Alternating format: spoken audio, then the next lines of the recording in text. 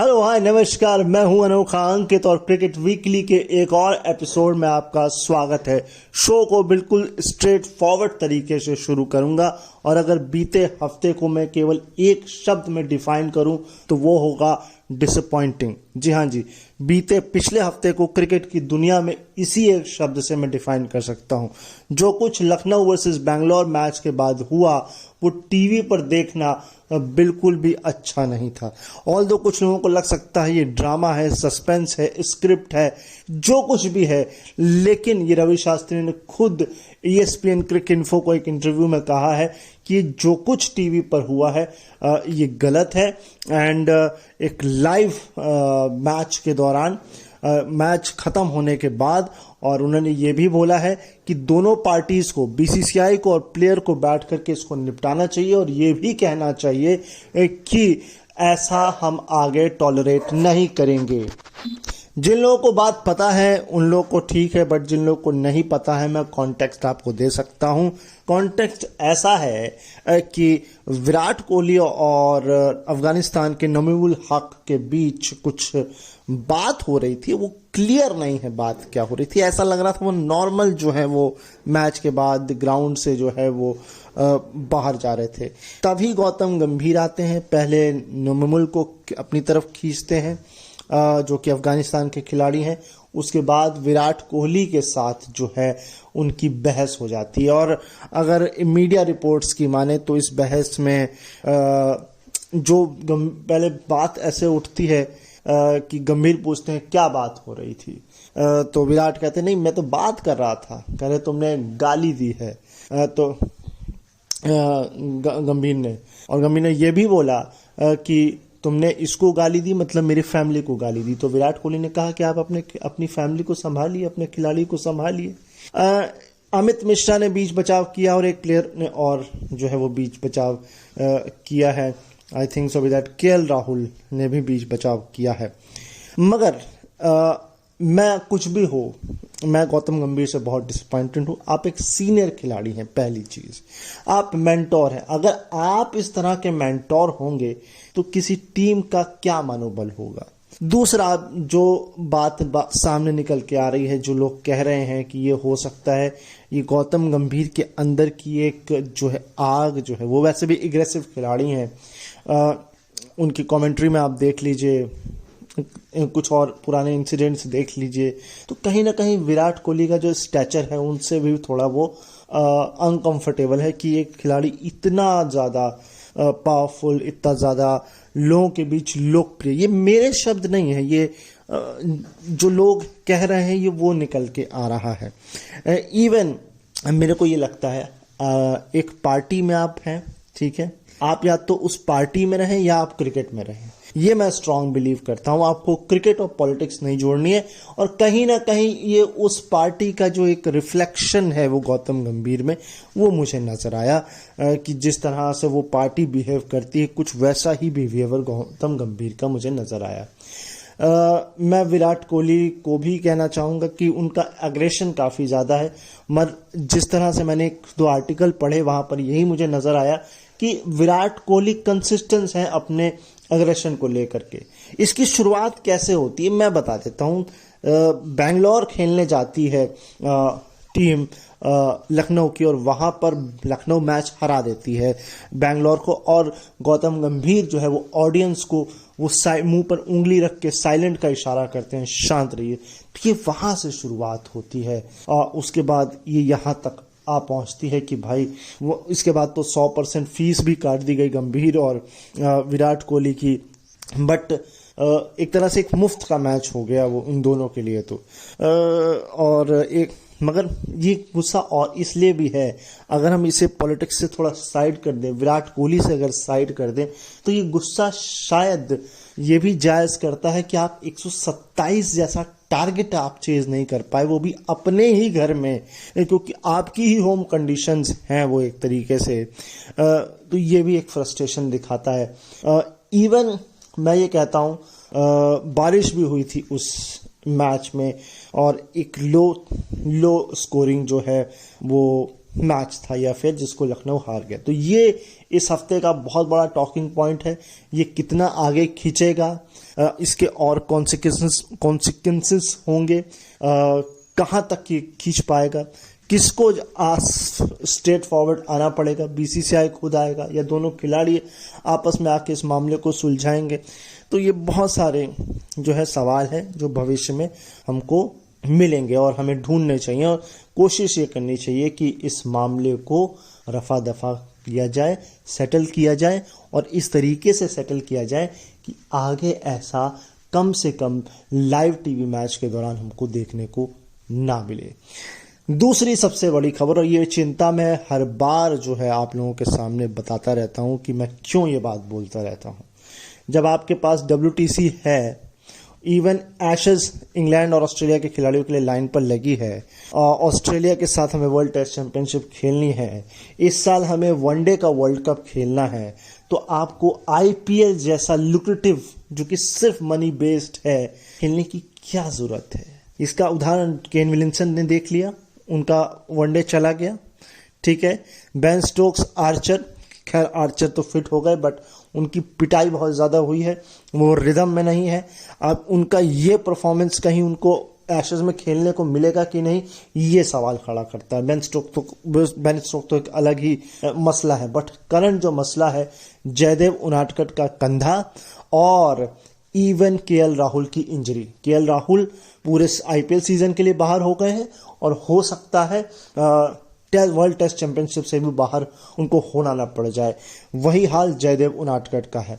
अब इसे आप एक अपॉर्चुनिटी का डोर कहिए संजू सैमसन या ईशान किशन के लिए, या ये कहिए कि एक खतरे की घंटी कि KL राहुल जैसा खिलाड़ी, क्योंकि वो एक टेस्ट प्लेयर हैं, आपने IPL करा करके उनको खिला करके अपने पैर पर कुल्हाड़ी मारी। और जयदेव उनादकट का रणजी डोमेस्टिक सीजन बहुत बढ़िया गया था। वो एक, अगर मैं एक सीनियर बॉलर की हैसियत से उनको मैं देख सकता हूं WTC में, मगर अब प्रॉब्लम क्या है, अब आप उसका रिप्लेसमेंट क्या ढूंढेंगे, वो आपके पास सवाल है, क्योंकि बुमराह भी आपके पास अवेलेबल नहीं है।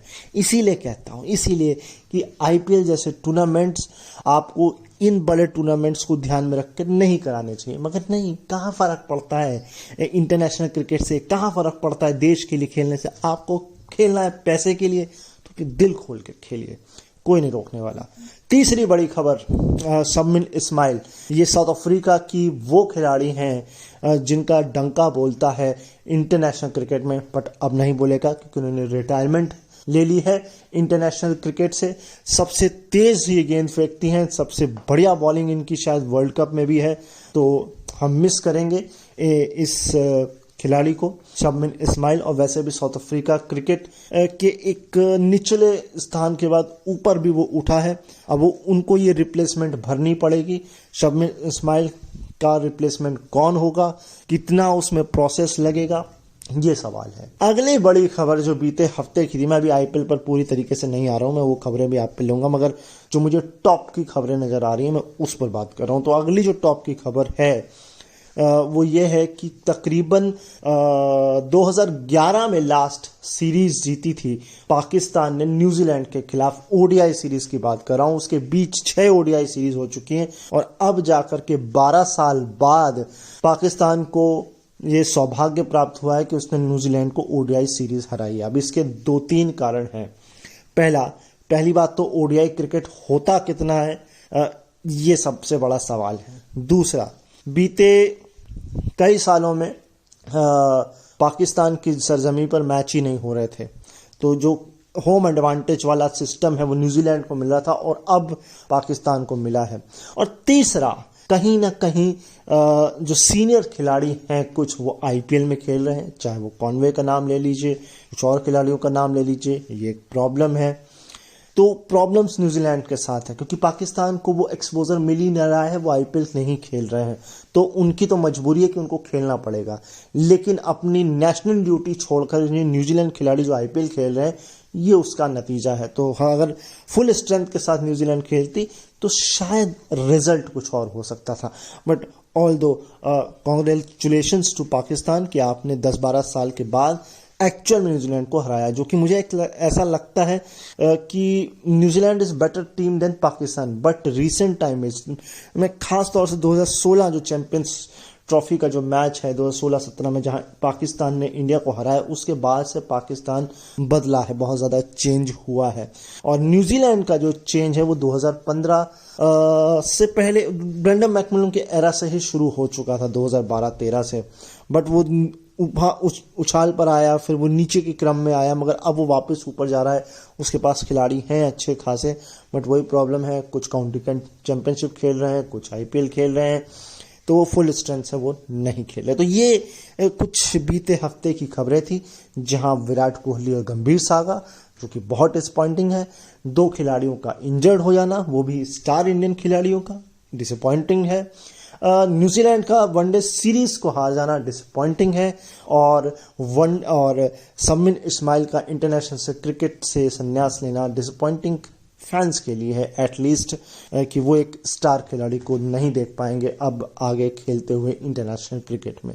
तो इसीलिए मैंने कहा, बीते हफ्ते को अगर मैं बहुत केयरफुली डिफाइन करूं एक वर्ड में, तो वो डिसअपॉइंटिंग वर्ड होगा। इसके अलावा अगर IPL की बात करें तो इस हफ्ते भी वो जो होता है ना कि लोगों की फीस कटने का सिलसिला वो जारी था। इवन लो स्कोरिंग मैच का टीमों का हार जाना, वो इस हफ्ते का टर्निंग पॉइंट था। और एक टीम का जो है एक ही IPL में लगातार 4 मैचों में 200 रन दे देना, ये भी इसी IPL में है। लेकिन सवाल ये है कि 200 देने के बाद भी वो 200 बना भी रही है। अगर मैं लेटेस्ट मैच की बात करूं, मुंबई और पंजाब की जो मोहाली में खेला गया, जहां चौथे विकेट के लिए 119 रन की पार्टनरशिप होती है, लिविंगस्टन के 82 बनते हैं, लेकिन इसके बाद भी मुंबई जो है वो मैच जीत जाता है। इसमें सूर्य कुमार यादव और ईशान किशन का एक बहुत अच्छा योगदान रहता है। उससे पहले भी अगर मैं बात करूं दिल्ली की, तो शायद दिल्ली वो जग रही है। और जब 12 रन डिफेंड करने थे तो डेविड वार्नर किसके तरफ गए? लेजेंड आदमी की तरफ, ईशांत शर्मा। और किसी ने भी नहीं सोचा होगा कि ईशांत शर्मा नकल बॉल डालेंगे, यॉर्कर डालेंगे, बोल्ड मारेंगे, वो अल्टीमेट ईशांत शर्मा वापस लौट कर आएंगे। मगर वो लौट कर आए और कमाल का परफॉर्मेंस उन्होंने दिया है। तो ये एक हाईलाइट थी इस हफ्ते की, बहुत सारी चीज़ें थी इस बीते हफ्ते की। फैक्ट्स के साथ साथ और क्या खबरें हैं क्रिकेट की दुनिया में, उसको अब देखते हैं। सीनियर खिलाड़ियों का भी इस पर रुख जो है वो बहुत क्लियर है। वीरेंद्र सहवाग ने बोला है कि बहुत डिसअपॉइंटिंग है जो भी गंभीर और विराट कोहली के बीच जो सागा हुआ है। और सही बात है, हर किसी को बुरा लगेगा। विराट कोहली के जो डाई हार्ड्स फैन हैं उनको तो बुरा जरूर लगेगा। इवन मैं अगली खबर पर जाने से पहले आपको एक छोटी सी खबर बता दूं। डैनी मॉरिसन ने लखनऊ में थे महेंद्र सिंह धोनी और उनसे पूछ लिया ये आपका आखिरी IPL है। तो धोनी ने भी कह दिया ये आपके विचार हैं, मेरे विचार नहीं हैं। तो यानी कि उन्होंने एक छोटा सा हिंट दिया है, और या यूं कहे कि वो हिंट नहीं देना चाहते हैं कि भाई ऐसा कुछ है, क्योंकि हो सकता है फैंस कुछ ज़्यादा ही ओवर एक्साइटेड हो जाएं, ज़्यादा ओवर इमोशनल हो जाएं। खैर, मगर धोनी ने एक हिंट तो दे दिया कि मैं अगला IPL भी खेल सकता हूं। खैर, दूसरी खबर। अब भाई देखिए, मैंने जैसा कहा पाकिस्तान खिलाड़ियों को IPL खेलने को तो नहीं मिलता है, लेकिन उन्हें कुछ ना कुछ कमेंट करना होता है। वसीम अकरम ने ये बात बोली है। देखिए, लेजेंड आदमी है, आई रिस्पेक्ट वसीम अकरम, कमाल के हैं खिलाड़ी वो। उन्होंने ये बात बोली है कि क्या जो फास्ट बॉलर हैं वो नेट में प्रैक्टिस नहीं करते हैं, जिस तरह का वो परफॉर्मेंसेस कर रहे हैं। ये उन्होंने एक तरह से फास्ट बॉलर्स पर तंज कसा है कि भैया थोड़ा नेट प्रैक्टिस कर लीजिए, थोड़ी बॉलें वाले डाल लीजिए। एंड नेट प्रैक्टिस से ही मुझे याद आया कि आपको स्टीवन फिन की कहानी सुननी चाहिए। लास्ट वीक ग्लेन मैकग्राथ की कहानी थी TMS पॉडकास्ट पर, BBC साउंड्स पर जाइए, TMS पॉडकास्ट सुनिए। एंड अब स्टीवन फिन की है। अगर आपको एशेज में इंटरेस्ट है और उससे पहले का बिल्डअप करना चाहते हैं अपने एशेज के एक्साइटमेंट को, आप जाकर के TMS पॉडकास्ट सुन सकते हैं। दूसरा एपिसोड उन्होंने रिलीज किया है जहां पर फिन ने अपने अप्स एंड डाउन्स के बारे में जिक्र किया है। अगली खबर पे अगर मैं बढ़ूं तो मोहम्मद सिराज ने कहा है कि डेथ ओवर से ज़्यादा बढ़िया तो जो है वो पावर मिडिल ओवर्स ज़्यादा बढ़िया है, जो मिडिल ओवर्स होते हैं। देखिए सिराज भाई, आपकी बॉलिंग अच्छी हो रही है, ठीक है, इसलिए आप ऐसा कह रहे हैं, जिन बॉलर्स की पिटाई ही मिडिल ओवर्स में हो जाती है वो ऐसा कैसे बोल सकते हैं। मुझे एग्जैक्टली नाम नहीं याद है, बट मिडिल ओवर्स मुझे ऐसा लगता है कि कोई भी नहीं देखता। मैं खुद नहीं देखता था जब मैं क्रिकेट का बहुत बड़ा फैन था, अभी भी फैन हूँ। तो जब वनडे मैच हुआ करते थे तो मैं शुरू के 15 ओवर और आखिरी के 10 ओवर ये इतना ही बस देखा करता था, क्योंकि शुरू के 15 ओवर पावर प्ले होते थे उस समय, और फिर आखिरी के 10 ओवर तो फिर वो आपको पता ही है वो हिटिंग होती थी। तो इतना ही मैच में वनडे में देखा करता था। ये वनडे की कहानी है। T20 तो आप पूरा वैसे ही देखोगे कि बचता ही क्या। फिर अगर आप शुरू के 5 और आखिरी के 5 देखोगे तो फिर कुछ बचता नहीं उसमें, आधा तो गेम एक इनिंग में वैसे ही हो जाता है। तो ठीक है, आपकी बात सही है कि मिडिल ओवर्स अच्छे होते हैं, बट मिडिल ओवर्स अच्छे कब होते हैं? जब आप अच्छे खासे रन डिफेंड कर रहे हो, रन ना दे रहे हो तो सामने वाली टीम जो फ्रस्ट्रेशन में आके विकेट भी दे सकती है। लेकिन अगर पासा उल्टा पड़ गया तो फिर मिडिल ओवर्स अच्छे नहीं होते हैं, फिर तो डेथ ओवर्स ही अच्छे लगते हैं, क्योंकि वहां पर फिर ये होता है कि और तेज खेलने के चक्कर में आपको विकेट्स मिल सकते हैं। एक है ये मोहम्मद सिराज के ख्याल थे। हम आगे बढ़ते हैं। खबर पे बढ़ने से पहले आगे एक आपके लिए ओपिनियन है और मैं आपका ओपिनियन जानना चाहूँगा। एक एक्सपर्ट कहें या क्रिकेटर कहें, जर्नलिस्ट कहें, जो कुछ भी इन्हें कहें, इन्होंने कहा है कि जो इम्पैक्ट प्लेयर है इसने जो है 200 रन के चेज को भी पॉसिबल बनाया है और कुछ क्लोज एनकाउंटर्स मैचेस हमको देखने को मिले हैं। देखिए, बात सही एक तरह से आप कह सकते हैं, क्योंकि अगर आप देखें तो आप एक ऐसे खिलाड़ी को रिप्लेस कर रहे हो जो उतना ही कैपेबल है जितना आपके टीम में है। तो एक तरह से आप 11 की जगह 12 खिलाड़ी से खेल रहे हैं। हाँ, अब वो 12वां खिलाड़ी आपके लिए इम्पैक्टफुल होता है या सामने वाले के लिए, ये आप उस व्यक्ति के परफॉर्मेंस पर डिपेंड करता है, बट ये फर्क तो दिखता है और ये दिखेगा आपको। खैर, गौतम गंभीर ने एक स्क्रिप्टेड पोस्ट भी डाला है इस पूरे सागा को लेकर के कि भैया दिल्ली क्रिकेट से दूर भागने वाला व्यक्ति जो है इस तरह की चीजें कर रहा है। मतलब एक तरह से विराट कोहली कहा है कि भैया आप बैंगलोर में तो खेल नहीं रहे हैं, आप जन्मे दिल्ली में हैं और आप दिल्ली में ना हो करके, तो ये बात उन्होंने कही है कि भाई आप बैंगलोर से खेल रहे हैं, दिल्ली क्या आप हो गए। तो मगर यही जो चीज़ है आप पर भी तो लागू होती है। आप देख रहे हैं कि आपकी दिल्ली का क्या हाल हो रखा है, क्या बेचारी खेल रही है और आप लखनऊ के मेंटोर बने बैठे हैं, तो फिर बात सही होनी चाहिए ना। बाकी अगर मैं इस मुद्दे पर थोड़ा सा इस पॉइंट पर जो मैंने ये दिल्ली वाला बोला, अगर मैं गलत हूँ तो आप मुझे करेक्ट कर सकते हैं। लेकिन अगली बात जो है वो थोड़ी सी सीरियस भी आप इसे कह सकते हैं, फनी भी कह सकते हैं। पंजाब और मुंबई का मैच था। रोहित शर्मा ने कहा टॉस के वक्त कि शिखर धवन से मैंने पूछा क्या करना चाहिए, उन्होंने कहा बॉलिंग, तो हम बॉलिंग करेंगे। मतलब इससे अब दो बातें, या तो ये मजाक में था, है ना, इसे 2-3 बातें निकल के आती है। देखो, पहला, या तो आपको सच नहीं बोलना चाहिए इतना, और दूसरा ज़्यादा चालाक नहीं बनना चाहिए। दोनों ही आपके लिए नुकसानदायक हैं। अब वही हो गया, भले आपने चालाकी में बोला हो बॉलिंग फर्स्ट, आपने रन भी बनाए, मगर आप ये भूल गए वो मुंबई है, उन्होंने चेज कर लिए। अगर आपने सच बोला तब भी आपका नुकसान ही हो गया। और अगर ये मजाक था सिर्फ एक तरीके से दो इंडियन क्रिकेटर्स के बीच में, तो फिर इसको रफा दफा किया जा सकता है। मगर ये तो वही बात हो गई कि आप पूछ लें भाई क्या खिला रहे हो, अच्छा विराट कोहली खिला रहे हो तो मैं मिचेल स्टार्क को खिला लेता हूँ। खैर, इस बात में कुछ दम नहीं है कि जो मैंने बोला कि विराट कोहली खिला लेता हूँ, मिचेल स्टार्क खिला लेता हूँ। बट हाँ, बात में ये दम है कि आपने ये सच में बोला कि मजाक में बोला, इस बात को तो शिखर धवन ही क्लियर कर सकते हैं। बट ये कारनामा हुआ है टॉस के दौरान। जॉन्टी रूट्स, जितना ये अपने वक्त में फील्डिंग के लिए जाने जाते थे, अब इसके बाद भी जो है अभी भी वो अपने इमोशनल कनेक्शन या यूं कहें ह्यूमैनिटी के लिए जाने जाते हैं। चाहे सचिन के पैर छूना हो, चाहे अपनी बेटी का नाम इंडिया रखना हो, और या अब लखनऊ CSK के मैच के बाद बारिश प्रभावित मैच में ग्राउंड्समैन की हेल्प करना हो।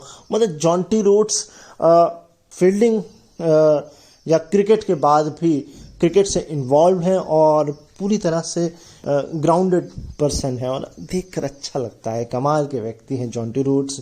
मुझे उनके वो थ्रो जो उन्होंने एक मारा था ना, फ्लाइंग डाइव करते हुए जो रन आउट किया था, वो मुझे अभी भी याद है। वो अपने आप में एक लेजेंड खिलाड़ी थे। खैर, खिलाड़ी थे नहीं, खिलाड़ी हैं, अभी जिंदा हैं।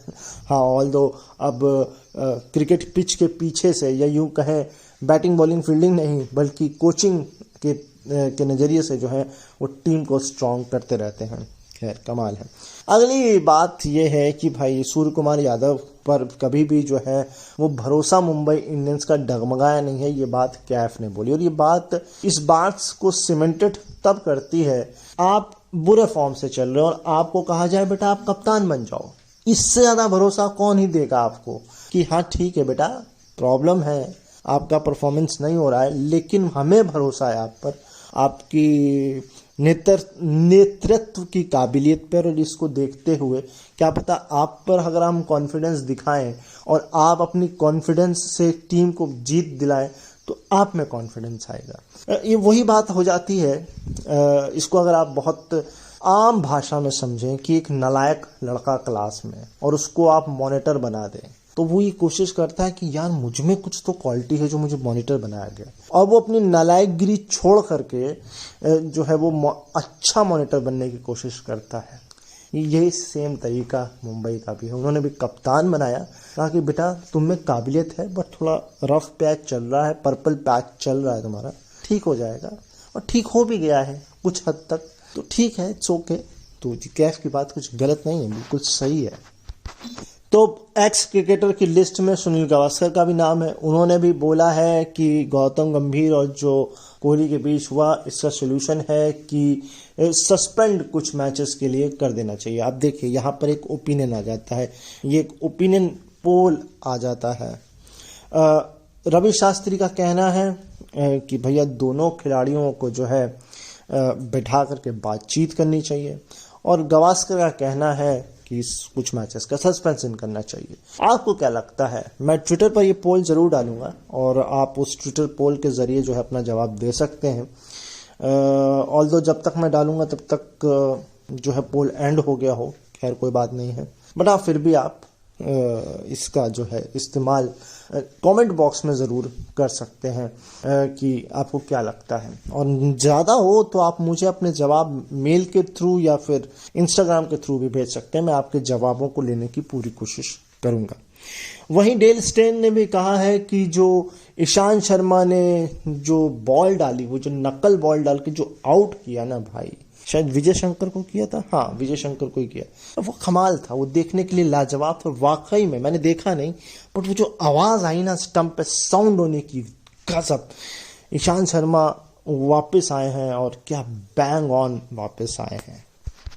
अगर बात कर लें थोड़ी काउंटी चैंपियनशिप की बीच में, तो ससेक्स में आपको नजर आ सकते हैं चेतेश्वर पुजारा और स्टीव स्मिथ। वो वक्त ड्रेसिंग रूम शेयर करना स्टीव स्मिथ के साथ, उनके माइंड को पढ़ना, वो अपने आप में कमाल है। दूसरा, अगर किसी मूवमेंट पर पुजारा और स्मिथ एक साथ क्रीज पर होंगे बैटिंग करते हुए, ओ माय गॉड, मतलब क्या ही नज़ारा होगा वो, और क्या बात होगी, कौन जो है इनिंग को एंकर करेगा, कौन वहां पर खड़ा होगा, ये अपने आप में कमाल की बात है। और ये देखने वाला होगा कि जब स्टीव स्मिथ और चेतेश्वर पुजारा जो है वो एक साथ क्रीज पर होंगे। इसके अलावा हरभजन सिंह भी विराट कोहली और गौतम गंभीर सागा में कूद पड़े। उन्होंने भी बोला कि आप एक लेजेंड हैं और आपको इस तरह से जो है विराट कोहली से उलझना नहीं चाहिए। और उन्होंने ये भी बोला कि मैं भी एम्बैरेसमेंट फील करता हूं जब मैंने श्रीशांत को थप्पड़ मारा। और वो कौन भूल सकता है वो सीन जब हरभजन सिंह ने श्रीशांत को थप्पड़ ही मार दिया था पिच पर। उसके बाद की कहानी मुझे ब्लर है मेरे लिए कि क्या हुआ था, सस्पेंस हुए थे, जुर्माना लगा था, मैं रिकॉल करके वो आपको बता सकता हूँ, मैं रिकॉल करूँगा। बट मुझे इतना ज़रूर याद है कि श्रीशांत जो है वो फूट फूट कर जो है वो रोए ज़रूर थे। और वो इंसिडेंट, और इसके अलावा एक बार शाहरुख खान जो है भिड़ गए थे, ग्राउंड्समैन थे, उसके बाद तो कई साल तक उन पर बैन भी लगा था, ग्राउंड में ना आने, घुसने नहीं दिया गया था। तो आईपीएल जो है वो विवादों से घिरा रहा है, उसका विवादों से दामन रहा है, चाहे वो स्पॉट फिक्सिंग हो, चाहे थप्पड़ प्रकरण हो, चाहे मैच के बाद ये हो। तो विवाद, और इवन विवाद आईपीएल में नहीं, क्रिकेट और विवाद का अच्छा खासा रिश्ता है। अब उस पर बात करेंगे तो पूरा एक शो ही बन जाएगा। खैर, हम आगे बढ़ते हैं। तो अगली खबर ऐसा ये कहती है कि माइकल क्लार्क ने भी कहा कि भाई, जब इंडियन पुराने खिलाड़ी उछल कूद मचा रहे हैं तो मैं क्यों ना बचाऊं। उन्होंने भी अपने खिलाड़ी को लेकर के बोल दिया कि मुझे समझ में नहीं आ रहा है कि जेस हेजलवुड जो है वो इतना आईपीएल को ओवर प्ले क्यों कर रहे हैं। अब इसमें मनी भी इन्वॉल्व हो सकती है, स्किल भी इन्वॉल्व हो सकती है, बहुत सारी चीज़ें इसमें फैक्टर करती हैं। मुझे नहीं पता है कि हेजलवुड को बीबीएल में मौका मिलता है कि नहीं मिलता है, मुझे इसका ध्यान नहीं है, और कौन सी लीग में वो खेलते हैं या नहीं खेलते हैं। तो ये बहुत सारे फैक्टर्स हैं। बट माइकल क्लार्क ने एक तरह से कहा है हेजलवुड को, थोड़ा इजी पीजी हो जाओ यार, इतना क्या आईपीएल के पीछे भाग रहे हो। सर माइकल क्लार्क सर, आपको मौका मिला आईपीएल खेलने का कि नहीं? मैं इसमें भी थोड़ा कंफ्यूज हूँ, वो मुझे देखना पड़ेगा। खैर, तो ये चीज़ है। बाकी माइकल क्लार्क अपने आप में एक लेजेंड खिलाड़ी हैं, क्या ही किया जाए। वहीं नमीमुल हक ने ये बोला है कि मैं यहाँ गालियाँ खाने नहीं आया हूँ, क्रिकेट खेलने आया हूँ। सर, कोई भी गालियाँ खाने नहीं आता है, हर कोई क्रिकेट ही खेलने आता है, और कुछ खिलाड़ी से पैसा कमाने भी आते हैं वो एक अलग बात है। बट आपने बात बोली, बहुत अच्छा लगा। अब मुझे ये समझ में नहीं आया विराट कोहली ने आपको गाली दी है या नहीं दी है, और दी है तो क्यों दी है, ये अपने आप में एक सवाल है। क्योंकि गौतम गंभीर और विराट कोहली की अगर सर्किल में अगर कोई एक आदमी है तो वो आप ही हैं, और जिसके साथ सबसे पहले जो बातचीत विराट कोहली की हो रही थी, जिसके बाद गौतम गंभीर ने जो खींच लिया था नमीमुल को, और फिर जो है वो बातचीत विराट और गंभीर के बीच हुई थी। तो ठीक है भाई, थोड़ा रिफाइन करिए, बताइए। वैसे भी आपने एक विराट कोहली के स्क्रिप्टेड पोस्ट में कमेंट भी कुछ किया था, मुझे वो कमेंट नहीं याद है, बट अब आप घुस घुस के तो कमेंट कर रहे हैं, आप खुद कंट्रोवर्सी में घुस रहे हैं, है ना। तो आप कंट्रोवर्सी में ना घुस करके एक माफ़ी मांग लीजिए, या सफाई दे दीजिए कि विराट कोहली ने क्या आपसे बोला है, तो भाई क्लियरिफाई हो जाए कि विराट कोहली ने एग्जैक्टली बोला क्या है। ये पॉलिटिक्स करने की, बैक चैनल करने की कोई ज़रूरत नहीं है इस बात को। और मैं तो चाहता हूँ कि बीसीसीआई सबको बिठाए और सबसे ये पूछे, और अगर स्टंप माइक अवेलेबल है, मेरे ख्याल से अवेलेबल नहीं होगा, तो जानने की कोशिश करें कि एक्चुअल में हुआ क्या, इस मामले को सॉर्ट किया जाए, और कोशिश यही की जाए कि आगे ऐसा ना हो। तो भाई वो मुझे ट्वीट दिख गया है, मतलब ट्वीट क्या, वो पोस्ट दिख गया है जो नवीमुल ने उस विराट कोहली के पोस्ट पर किया था। उसमें उन्होंने लिखा था, what ever you get you deserve it, मतलब आपको जो मिला है वो आप डिजर्व करते हैं। भाई अब क्या ही किया जाए, ये कहानी बहुत ज़्यादा आगे तक निकल गई है। इवन मुझे एक इंसिडेंट याद आता है हाथ झटकने का भी, जहाँ गंभीर ने शायद, या किसने हाथ झटका था मैं ये कंफर्म नहीं, बट हैंड शेक से लेकर के माउथ की लिप्स हाथ पर रखने से लेकर के बहुत सारे इंसिडेंट हैं गंभीर विराट कोहली के इस पॉइंट ऑफ तक आने के। खैर, इन सब कंट्रोवर्सी के बीच में एक अच्छी बात तो भूल गए। वो अच्छी बात ये है कि यशस्वी जायसवाल का बल्ला बोल रहा है। 124 रन उन्होंने बनाए, काफ़ी तेजी में बनाए, शायद 8 या 9 छक्के थे उसमें। और इवन उससे भी ज़्यादा खतरनाक बात तो यह है कि वो उस मैच में आए जो आईपीएल के इतिहास का 1000वां मैच था। जी हाँ जी, तो इसको ओवर शेडो कर दिया है, इस खुशी को ओवर, या यशस्वी की बैटिंग को, या 1000 मैचेस को जो ओवर शेडो किया है इस विराट कोहली और गंभीर सागा ने, ये सदियों तक याद रखा जाएगा। आपको याद है ना मंकी गेट वाला इंसिडेंट, एंड्रू साइमंड और हरभजन सिंह, आज तक वो कोई नहीं भूला है। जावेद मियांदाद का चेतन शर्मा को आखिरी बॉल में 6 लगाना कोई नहीं भूला है। और इवन स्टीव बकनर के आउट देना, रिकी पॉन्टिंग का उनको समझाना कि ये आउट है, वो टेस्ट मैच आज तक कोई नहीं भूला है। तो ये तमाम ऐसे इंसिडेंट हैं। और इवन सौरव गांगुली का बालकनी में कमीज उतार के घुमाना, वो भी कोई नहीं भूला है। तो ये जो विराट कोहली गंभीर के साथ हुआ है ना, जिनने टीवी पर इसको होते हुए, अनफोल्ड होते हुए देखा है, वो जो है अपने आप में एक अनफॉर्चुनेट है और बहुत लंबे समय तक याद रखा जाएगा। अब इसको भी अगर मैं बहुत एग्जरेटेड करूं, या उसको बहुत ज़्यादा स्ट्रेच करूं, तो जब खिलाड़ी इंजर्ड हो जाता है तब तो आप बहुत जल्दी ऐड दिखा देते हैं, लेकिन जैसे ही ऐसे हीट ऑफ मोमेंट होते हैं एड्स नहीं आते हैं लोगों को, क्योंकि ब्रॉडकास्टर्स को भी पता है इस पर आई बॉल्स मिलेंगी। न्यूज़पेपर से लेकर के, न्यूज़ चैनल से लेकर के सोशल मीडिया तक अगर ये मोमेंट हुआ था तो उस एग्जैक्ट मोमेंट पर आप ऐड दिखा सकते थे, कम से कम वो टीवी पे तो नहीं आता। और अगर मैं कहता हूँ अगर चलो मगर उसके बाद भी गारंटी नहीं है कि हो सकता है कुछ लोग खुरपैच कर देते, और चलिए टीवी पे नहीं आता तो डिजिटल पे देख लेते, और डिजिटल पे भी नहीं आता तो फिर ग्राउंड्स पर जो है लोग मोबाइल से वीडियो बना के भेज देते। तो आप इसे छुपा नहीं सकते हैं, मैं ये समझता हूँ। लेकिन हाँ, आगे ऐसा ना हो, बस यही मैं कह सकता हूँ। चलिए आगे बढ़ते हैं। अब पुराने खिलाड़ियों की बात करें तो इरफान पठान भी पीछे कहाँ रहेंगे।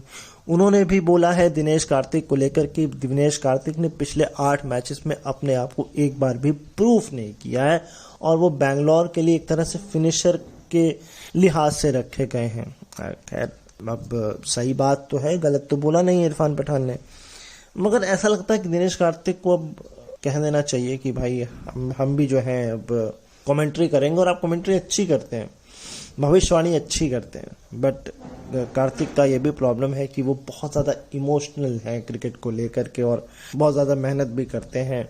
और उनकी कुछ ऐसी इनिंग्स हैं जिनकी तो एक इनिंग तो मुझे ही याद है, जब वो मैच जबड़े से निकाल के ले गए थे। बांग्लादेश ही था कि ऑस्ट्रेलिया था, मुझे टीम नहीं है एग्जैक्टली याद है, बट हाँ वो मैच उन्होंने बहुत तगड़े तरीके से निकाला था। इसके अलावा रिकी पॉन्टिंग ने जो ये वाला मैच नहीं, जो एक पिछला मैच उन्होंने खेला था, जो वो एक लो स्कोरिंग मैच था जिसे वो हार गए थे, 1 तारीख को शायद मैच था वो, हाँ वो मैच में रिकी पॉन्टिंग ने मैच के बाद ये बोला कि ये मैच हम जीत सकते थे, 100% जीत सकते थे। और मैं रिकी पॉन्टिंग की बात इसलिए कर रहा हूँ क्योंकि रिकी पॉन्टिंग जब ड्रेसिंग रूम के अंदर जो बात करते हैं ना, वो जो कॉन्फ्रेंस बात जो होती है वो बहुत ज़्यादा इम्पैक्ट करती है। और इसका नज़ारा आपने पिछले आईपीएल सीजन में देखा होगा, जब वो कोविड में थे, होटल रूम में थे, लेकिन वो जो उन्होंने एक इंस्पिरेशनल स्पीच दी थी वो वायरल हुई थी।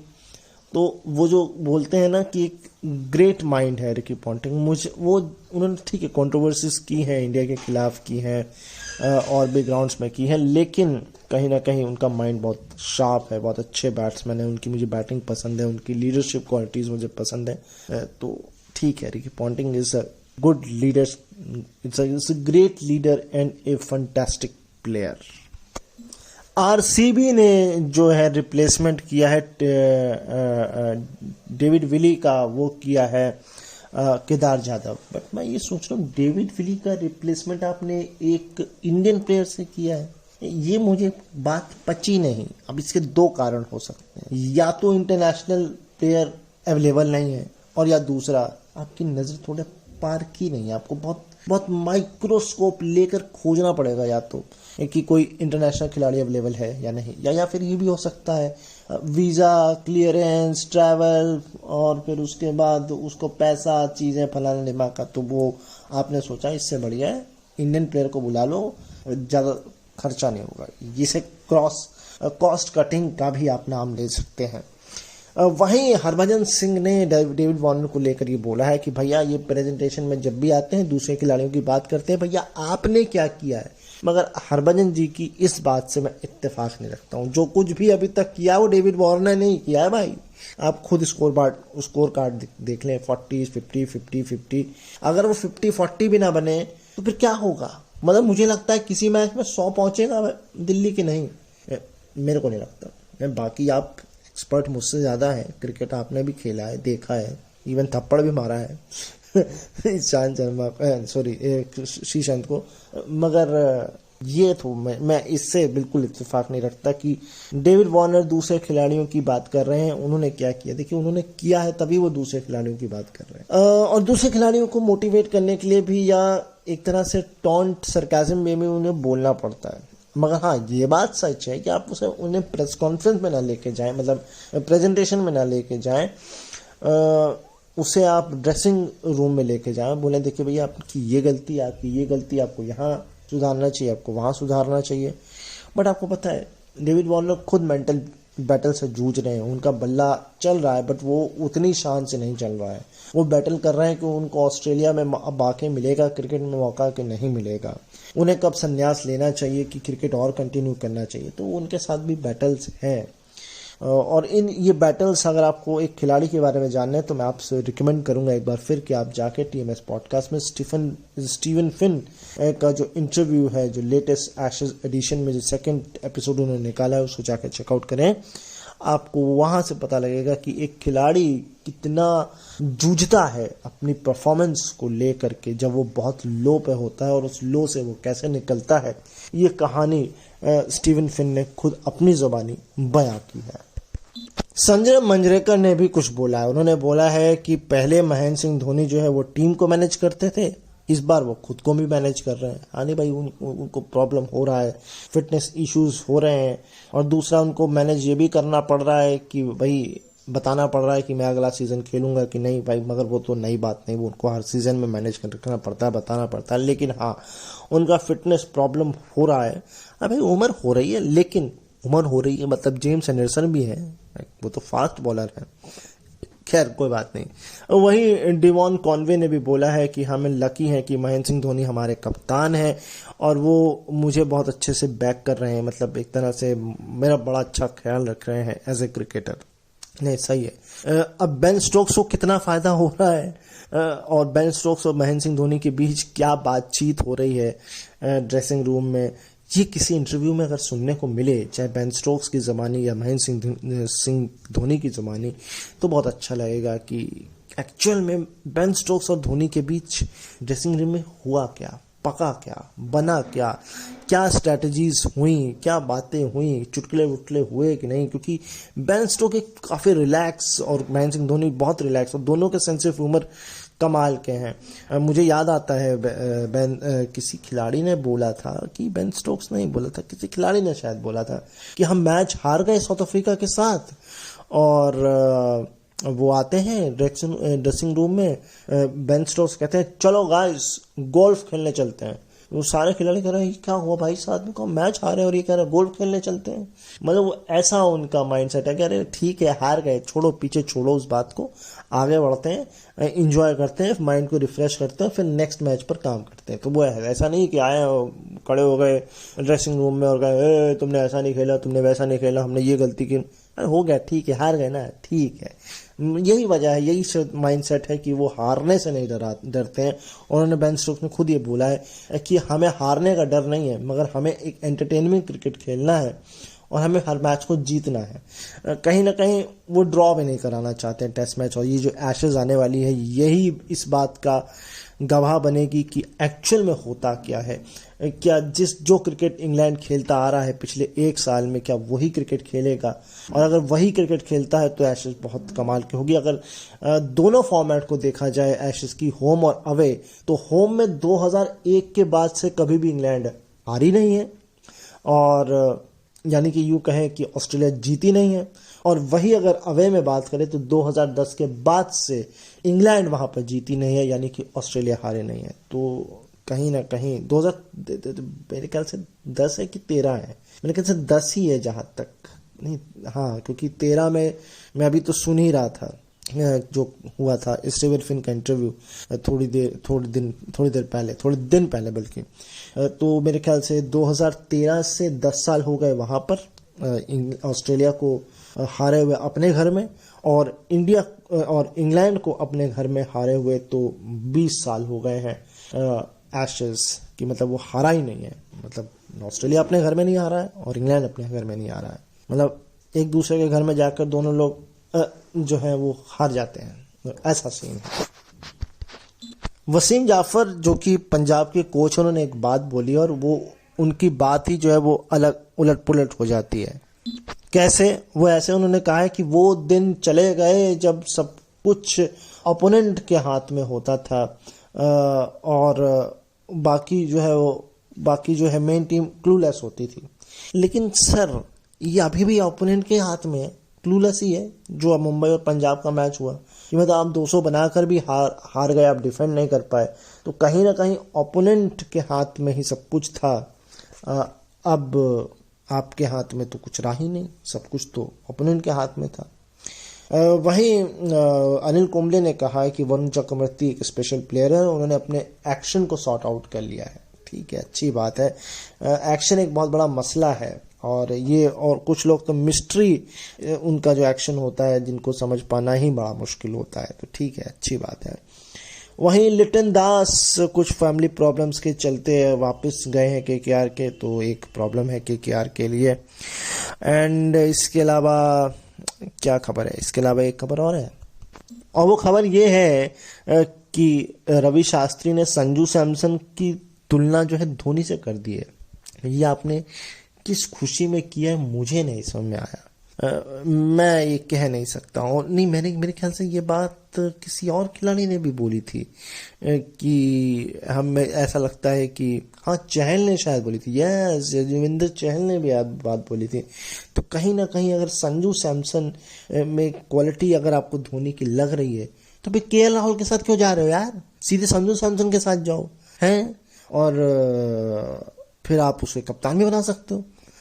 अब देखिए वनडे का कप्तान आप बना सकते हो, क्योंकि देखिए रोहित शर्मा को आप टेस्ट मैच में रखिए, क्योंकि संजू सैमसन को आप टेस्ट में कप्तान इतनी जल्दी नहीं बना सकते। लेकिन हाँ, फिर अगर आप T20 में लेके जा रहे हो तो फिर वहाँ टसल है कि आपको हार्दिक पांड्या को कप्तान बनाना है कि संजू सैमसन को बनाना है। ठीक है, हार्दिक पांड्या को आप बना सकते हैं, क्योंकि हार्दिक पांड्या ने प्रूव भी किया अपनी कप्तानी को IPL में, पहला ही सीजन और उसको जीत दिला देना, ये बात जाहिर है। लेकिन वनडे में फिर आप संजू सैमसन से कप्तानी करा सकते हैं, वो आप एक बार चेक कर सकते हैं कि कैसी है उनकी कप्तानी। दो गल्ला करिए, नहीं माइक खुल गया है, गल्ला नहीं, गाना नहीं गाता हूँ, बातें करता हूँ। दो गल्ला इस तरीके से हैं कि पहली बात तो ये कि प्रज्ञान ओझा ने कहा है कि आप अर्जुन तेंदुलकर को आप एक इंडिविजुअल की तरह जज करिए, ना कि एक लेजेंड के लड़के की तरह। बिल्कुल सही बात है, बहुत सही बात है। अगर हम यही देखने लग जाते तो शायद रोहन गावस्कर का करियर भी चल जाता, और फिर हमने शायद उस पर भी बहुत ज़्यादा प्रेशर डाल दिया। खैर, ऑल्दो वो अपने जीवन में बहुत कुछ कर रहे हैं, अलग कर रहे हैं, क्या कर रहे हैं पता नहीं। मैं खैर मैंने उनको जो है एक पॉडकास्ट में सुना था गौरव कपूर का, जो 22 यार्न विद गौरव कपूर है, उनमें मैंने रोहन गावस्कर को ज़रूर सुना था। खैर, तो ये बात बिल्कुल जाहिर है, अभी हमें प्रेशर नहीं डालना चाहिए अर्जुन पर। हो सकता है अर्जुन अच्छा कर रहे हैं, ठीक ठाक कर रहे हैं, और अच्छा करेंगे, स्किल इम्प्रूव करेंगे, और अगर नहीं भी होता है एंड ऑफ द डे तो ठीक है ना यार, कुछ और कर लेंगे। जरूरी थोड़ी ना कि उन पर थोप दिया, ठप्पा लगा दिया कि भाई उनको क्रिकेटर ही बनना है, कुछ और बन के भी बेस्ट कर सकते हैं। तो ये बात हमको समझनी होगी, क्योंकि मयंक अग्रवाल ने बोला है कि मैं एक समय में एयरफोर्स का पायलट बनना चाहता था, मैं स्टडी में अच्छा था। तो देखिए, मैं एक बात मानता हूँ, स्टडी में तो बहुत से लोग अच्छे होते हैं, बट वो एक्स्ट्रा करिकुलर एक्टिविटी में बहुत अच्छे होते हैं। जैसे कि मुझे जहाँ तक याद आता है, अनिल कुंबले इंजीनियर थे, मगर जब मुझे वो भी उनका याद है, उनका डेडिकेशन जो वो उन्होंने अपने जबड़े में जो वो पट्टी बांध करके मैच खेला था, ओ माय गॉड। मतलब उनके दिमाग में ये था कि मुझे मैच खेलना है और मैच जिताना है। और कमाल, Anil Kumble is a legend, is a legend player. मुझे किसी ने बोला था, मुझे याद नहीं है एग्जैक्टली, हाँ मेरे ऑफिस के कोलीग ने बोला था कि जब आप इन खिलाड़ियों से मिलते हैं ना, तो अगर ये आपको नहीं जानते हैं, या मेरे किसी एक्स कलीग ने बोला था कि मेरे साथ खेलने वाले किसी खिलाड़ी ने, ये बचपने की बात है, मैं बहुत छोटा होता, मैं होऊंगा ये कोई 20-21 के आसपास, बहुत छोटा भी नहीं, मतलब आप ये समझ लीजिए कि अर्ली 20s की ये स्टोरी है। इससे आप मेरी उम्र का अंदाज़ा लगा रहे होंगे, खैर कोई बात नहीं। तो ये बात बोली थी उन्होंने, जिसने भी बोली थी कि ये आप जो खिलाड़ी होते हैं ना, ये आपको इंटिमिडेट करते हैं, मतलब इनका स्ट्रक्चर इतना बड़ा होता है कि आपको कहीं से भी अपने सामने इतनी जल्दी स्टैंड नहीं करने देंगे, कोशिश करेंगे कि आपको जो है, मतलब वो ऐसे खींचतान करते हैं आपके साथ कि आप कहते हैं अरे क्या ही हो रहा है, मेरा मजाक उड़ रहा है या मेरा कॉन्फिडेंस डगमगा रहा है। तो ये चीज़ें होती हैं, इतना आसान नहीं है इन खिलाड़ियों को हैंडल कर पाना, क्योंकि एक तो प्रेशर होता है, ठीक है ना, सामने वाले पे भी, उस खिलाड़ी पे भी, दूसरा उसके अंदर एक तरह से कॉन्फिडेंस होता है, अरे मैंने तो क्रिकेट खेला है, तू कौन भाई, तू कौन।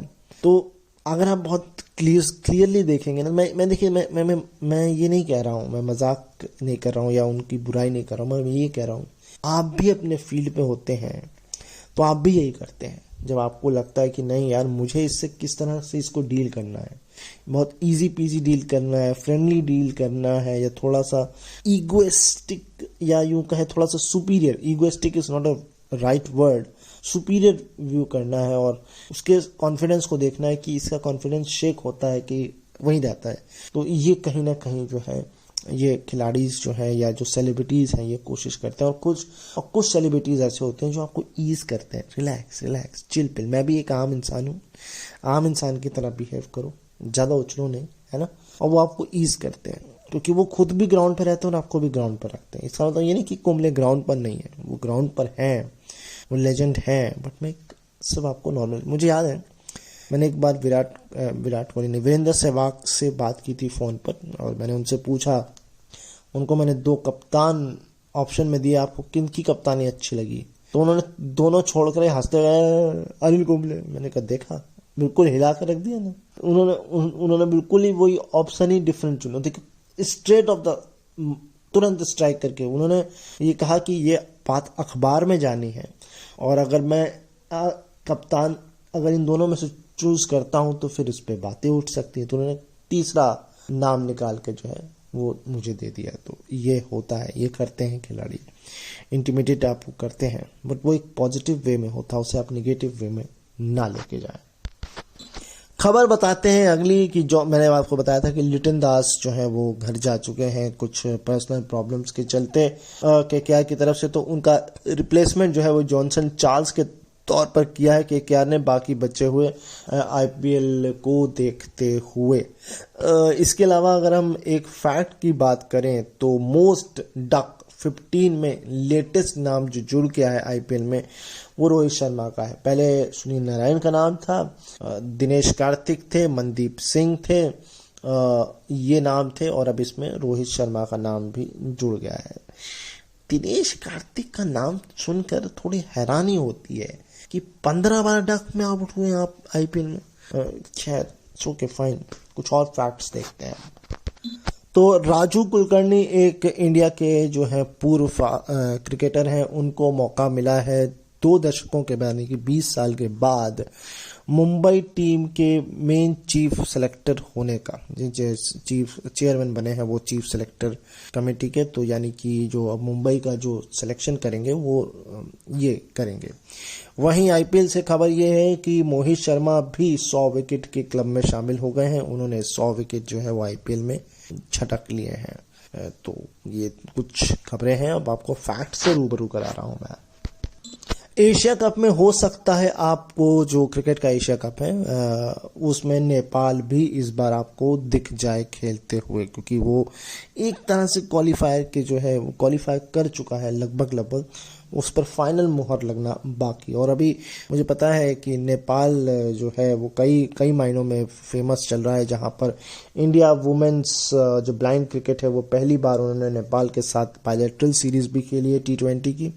एंड इसके अलावा नेपाल के मैच को देखने के लिए, बारिश प्रभावित मैच के लिए भी काफ़ी लोग जुटे रहे।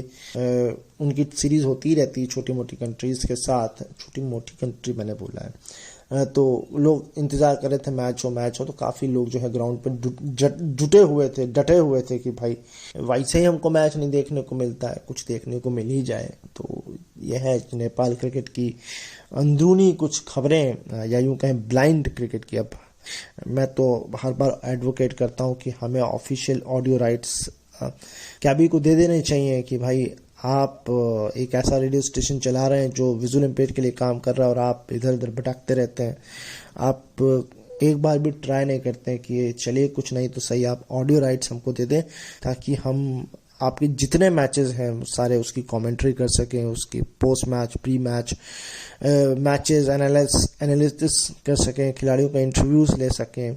तो अब देखते हैं क्या चाहते हैं कैबी वाले और क्या कहते हैं वो उनका मन करता भी है कि नहीं करता है रेडियो उड़ान को official audio rights Indian blind cricket team या डोमेस्टिक ब्लाइंड क्रिकेट देने की कि नहीं। 2001 में एक होटल स्टाफ ने सचिन तेंदुलकर को कहा था कि आप अपने आर्म गार्ड को थोड़ा सा बदलिए, अब आपको तो पता ही है, इंडिया में क्रिकेट का हर कोई एक्सपर्ट है, छोटे बच्चे से लेकर के बड़ा बुजुर्ग तक।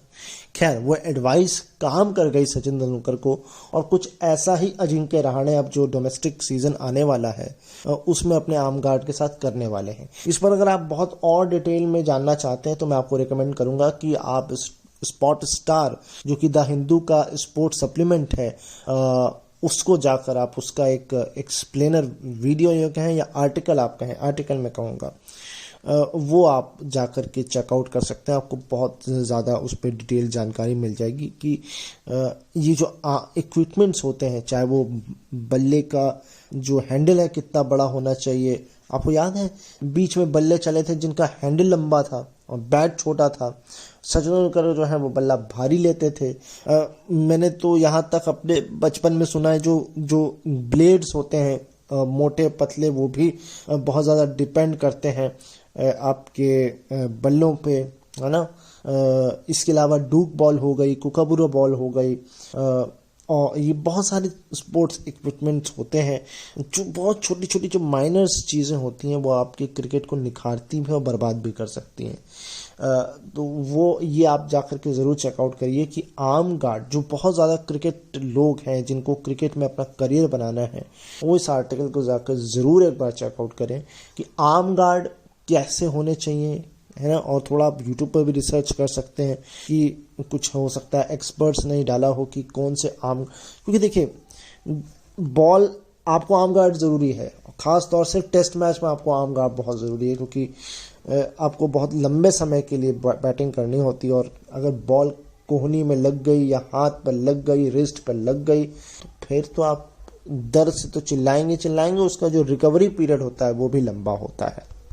एक और ओपिनियन की बात करते हैं, और ओपिनियन ये है कि वानखेड़े में जो भी जाता है शतक मारता है बट टीम को जिता नहीं पाता है। मतलब क्या कोई जिंक है कि मतलब सेंचुरी मारने के बाद भी आप हार जाएंगे। चाहे वेंकटेश अय्यर की बात करें, केकेआर की तरफ से उन्होंने शतक मारा, मैच हार गए। यशस्वी जायसवाल की बात करें, शतक मारा, हार गए। और या फिर कंडीशंस को सेंचुरी से ज़्यादा भांपना ज़्यादा ज़रूरी है, जो मुंबई इंडियंस भांप लेता है। ये अपने आप में एक सवाल है कि क्या है वानखेड़े का ये वनवास कि शतक मारने के बाद भी आपको जीत नहीं मिलती है, और वो शतक जो है वो फुर्र हो जाता है। जैसे कि अब मैं यहाँ से फुर्र हो रहा हूँ। आई होप आपको ये एपिसोड पसंद आया होगा, और उम्मीद करते हैं कि जब हम नेक्स्ट वीक लौट कर आएंगे तो हमें कुछ ना कुछ मिलेगा, या तो विराट कोहली या गौतम गंभीर के सस्पेंशंस के बारे में कुछ होगा, या फिर बीसीसीआई बैठ के कुछ बातचीत करेगा, या फिर आपस में दोनों लोग सुलह कर लेंगे। ये देखने वाली बात होगी। आईपीएल अब अपने लेटेस्ट स्टेजेस में है एक तरीके से, क्योंकि बस ये कुछ महीने, ये कुछ 20 दिन बाकी हैं, 20-21 दिन, और उसके बाद आईपीएल की समाप्ति और WTC की शुरुआत, और इसके साथ ही साथ एशेज की भी शुरुआत। मगर आप सोचिए, एशेज और WTC वर्ल्ड कप के बीच में बहुत ज़्यादा अंतर भी नहीं है। खैर कोई बात नहीं, और इवन इंग्लिश काउंटी चैंपियनशिप तो चल ही रही है। तो ये सारी चीज़ों के साथ हम लौटेंगे, और इंटरनेशनल क्रिकेट की शुरुआत मेरे ख्याल से वो जो मेन होता है ना, वो WTC से शुरू होगा। तो देखते हैं क्या कुछ घटता है आईपीएल में आने वाले वक्त में।